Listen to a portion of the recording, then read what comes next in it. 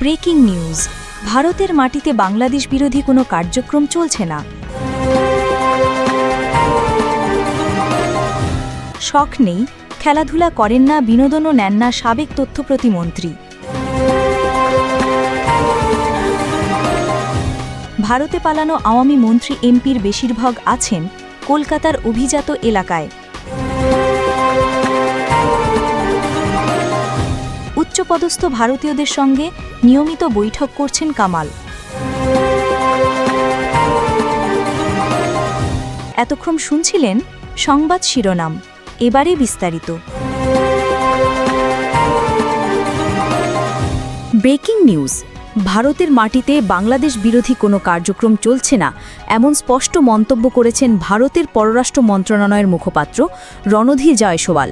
তিনি জানিয়েছেন, অন্য দেশের বিরুদ্ধে রাজনৈতিক কর্মকাণ্ডকে ভারত অনুমোদন দেয় না। বুধবার সন্ধ্যায় বাংলাদেশের পররাষ্ট্র মন্ত্রণালয়ের বিবৃতির তাৎক্ষণিক প্রতিক্রিয়ায় ভারতের পররাষ্ট্র মন্ত্রণালয়ের ওয়েবসাইটে এই বিবৃতি প্রকাশ করা হয়। রণধীর জয়সওয়াল বলেন, বাংলাদেশের অন্তর্বর্তী সরকারের সাম্প্রতিক প্রেস বিজ্ঞপ্তি ভিত্তিহীন। তিনি আরও যোগ করেন, ভারতের মাটি থেকে বাংলাদেশ বিরোধী কোনো কার্যক্রম চালানো হচ্ছে কিংবা আওয়ামী লীগের নামধারী কেউ এ ধরনের কাজে লিপ্ত আছে, এমন কোনো তথ্য ভারত সরকারের কাছে নেই। মুখপাত্র জানান, ভারত আশা করে বাংলাদেশের জনগণের ইচ্ছা ও ম্যান্ডেট অনুযায়ী দেশের নির্বাচন দ্রুত, মুক্ত, ন্যায়সঙ্গত এবং অন্তর্ভুক্তিমূলকভাবে অনুষ্ঠিত হবে। এর আগে বুধবার সন্ধ্যায় ঢাকা থেকে জারি করা এক বিবৃতিতে বাংলাদেশের অন্তর্বর্তী সরকার কড়া প্রতিবাদ জানায়। অভিযোগ তোলা হয়, ভারতের রাজনৈতিক অফিস খুলে কার্যক্রম চালাচ্ছে নিষিদ্ধ আওয়ামী লীগ। বাংলাদেশ সরকারের দাবি, গত ২১ জুলাই দিল্লি প্রেস ক্লাবে একটি নামবিহীন এনজিওর আড়ালে আওয়ামী লীগের জ্যেষ্ঠ নেতারা গণসংযোগ কর্মসূচি পরিকল্পনা করেছেন। এমনকি সাংবাদিকদের মধ্যে পুস্তিকা বিতরণও করা হয়।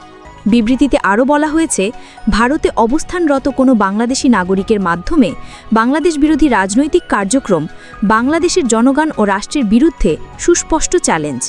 এমন কাজ দুই দেশের বন্ধুত্বপূর্ণ সম্পর্ককে ক্ষতি করতে পারে। তাই বাংলাদেশ সরকার ভারতের প্রতি আহ্বান জানিয়েছে, ভারত যেন অবিলম্বে এসব রাজনৈতিক কার্যক্রম বন্ধ করে এবং সেখানে থাকা আওয়ামী লীগের অফিসগুলো দ্রুত বন্ধ করা হয়। দর্শকবৃন্দ, ভারত বলছে কোনো বাংলাদেশ বিরোধী কার্যক্রম তাদের মাটিতে নেই। অন্যদিকে ঢাকা বলছে ভারতে আওয়ামী লীগ কার্যক্রম চালাচ্ছে গোপনে। দুই দেশের এই পারস্পরিক পাল্টাপাল্টি বিবৃতি এখন তৈরি করেছে উত্তেজনা। ব্রেকিং নিউজ, গণ অভ্যুত্থানে শেখ হাসিনা সরকারের পতনের পর ভারতে পালিয়ে যাওয়া সাবেক তথ্য ও যোগাযোগ প্রতিমন্ত্রী মোহাম্মদ এ আরাফাত এখন দিনরাত কাটাচ্ছেন শুধু আওয়ামী লীগের দলীয় কার্যক্রম নিয়েই। ভারতীয় সংবাদ মাধ্যম দ্য প্রিন্টকে দেওয়া সাক্ষাৎকারে তিনি জানিয়েছেন, আমার আর কোনো শখ নেই, খেলাধুলার সময় নেই, বিনোদন নেই। জীবনের একমাত্র লক্ষ্য আওয়ামী লীগকে ঘিরে কাজ করা। তিনি বলেন, শেখ হাসিনা দেশ ছাড়ার পর বাংলাদেশ নাকি রসাতলে নেমে গেছে, আর তার একটাই স্বপ্ন, ডক্টর মুহাম্মদ ইউনূসের অন্তর্বর্তী সরকারকে উৎখাত করে শেখ হাসিনাকে ফের দেশে আনা। এ আরাফাতের দাবি, আমার প্রতিদিনের জীবন শুধু কাজ, কাজ আরও কাজ। ঘুমানোর নির্দিষ্ট সময় নেই, মাঝে মধ্যে ভোর আর সন্ধ্যার পার্থক্যই বুঝতে পারি না। শুধু এ আরাফাত নন, শেখ হাসিনার পতনের পর অসংখ্য আওয়ামী লীগ নেতা, সাবেক এমপি, এমনকি সরকারি কর্মকর্তারাও ভারতে পালিয়েছেন। দলের এক নেতার দাবি, সংখ্যা ২,০০০-এরও বেশি। দ্য প্রিন্টের প্রতিবেদনে আরও জানানো হয়, সাবেক স্বরাষ্ট্রমন্ত্রী আসাদুজ্জামান খান কামাল সহ একাধিক সাবেক এমপি এখন ভারতে অবস্থান করছেন।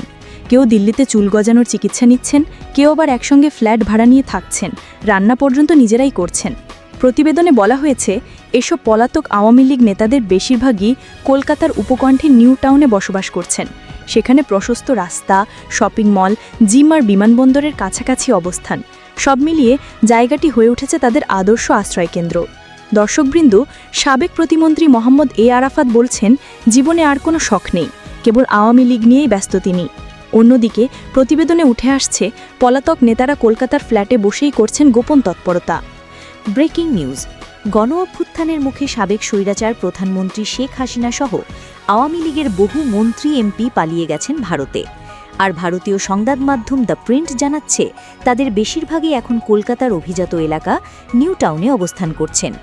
গতকাল মঙ্গলবার প্রকাশিত প্রতিবেদনে বলা হয়, সাবেক স্বরাষ্ট্রমন্ত্রী আসাদুজ্জামান খান কামাল, সাবেক তথ্য ও যোগাযোগ প্রতিমন্ত্রী এম আরাফাত সহ বেশ কয়েকজন সাবেক এমপি এখন ভারতে অবস্থান করছেন এবং সেখানে জীবনযাপন চালাচ্ছেন একেবারে নতুন বাস্তবতায়। ঢাকার এক তরুণ সাবেক এমপি জানিয়েছেন, তিনি দিল্লিতে গিয়ে মাথায় চুল গজানোর চিকিৎসা করেছেন।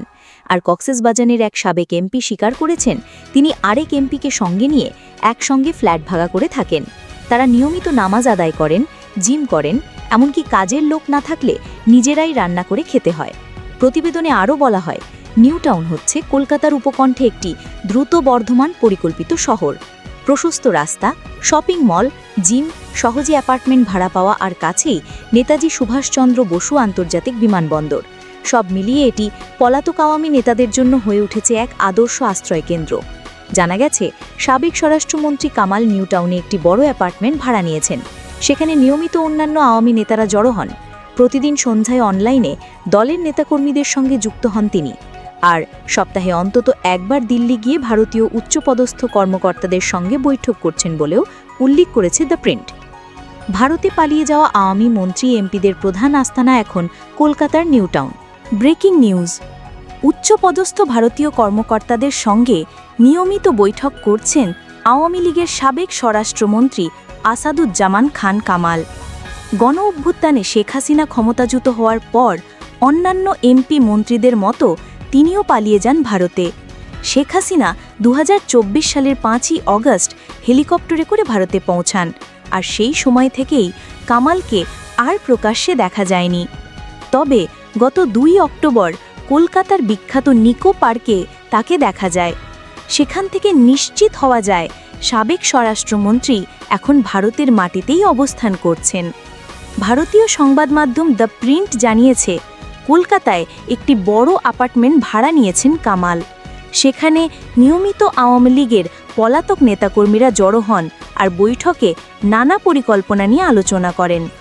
দলটির সাবেক এক এমপি নাম প্রকাশ না করার শর্তে জানান, কামাল তার স্ত্রী ও মেয়েকে সঙ্গে নিয়ে ওই অ্যাপার্টমেন্টে থাকেন। প্রতিদিন সেখানে নেতাকর্মীদের সঙ্গে দেখা করেন তিনি। শুধু তাই নয়, প্রতি সপ্তাহে দিল্লি গিয়ে ভারতের উচ্চপদস্থ সামরিক ও বেসামরিক কর্মকর্তাদের সঙ্গে বৈঠক করছেন। ওই সূত্রের দাবি, দলের ভাঙা মনোবল চাঙা রাখার দায়িত্ব দেওয়া হয়েছে কামালকে।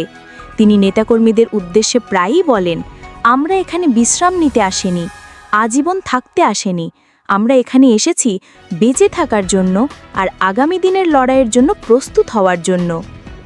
বিশেষজ্ঞরা বলছেন, দিল্লিতে উচ্চ পর্যায়ের নিয়মিত যোগাযোগ বাংলাদেশে রাজনৈতিক অস্থিরতা সৃষ্টির অংশ হতে পারে, আর এই কারণেই আইন শৃঙ্খলা বাহিনী বিষয়টি নজরে রেখেছে।